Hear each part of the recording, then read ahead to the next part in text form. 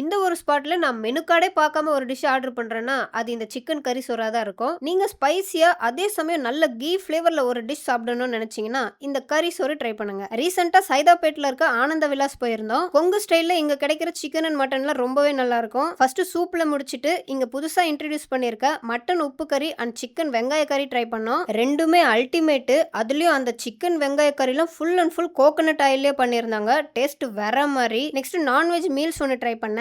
Mutton, chicken, மீன் குழம்பு, கூட்டு, பொரியல், ரசம்லாம் வந்துரும். மட்டன் குழம்பு ரொம்பவே நல்லா இருந்துச்சு. அண்ட் அந்த மட்டன் உப்பு கறி, சிக்கன் வெங்காய கறிலாம் கொஞ்சம் ரைஸ்ல மிக்ஸ் பண்ணி சாப்பிடுங்க. தரமா இருக்கும். ஃபைனலா இந்த குல்கண்டு போட்டு அதுல தயிர் ஊத்தி கொஞ்சம் சாப்பிட்டு முடிங்க. சாட்டிஸ்ஃபைடா இருக்கும். தென் வெஜ் மீல்ஸ் வாங்குனீங்கன்னா இந்த பொடி உருண்டைன்னு ஒண்ணு குடுப்பாங்க. டேஸ்ட் ரொம்ப டிஃபரெண்டா இருந்துச்சு. இது தவிர கொரியாண்டர் பிரான் 65, மட்டன் கோலா, கோழி வடைலாம் ட்ரை பண்ணோம். எல்லாமே டேஸ்ட் ரொம்ப நல்லா இருந்துச்சு. ஓவராலா கொங்கு ஸ்டைல்ல லஞ்ச் அண்ட் டின்னருக்கு சைதாப்பேட்ல ஒரு தரமான ஸ்பாட் ட்ரை பண்ணிட்டு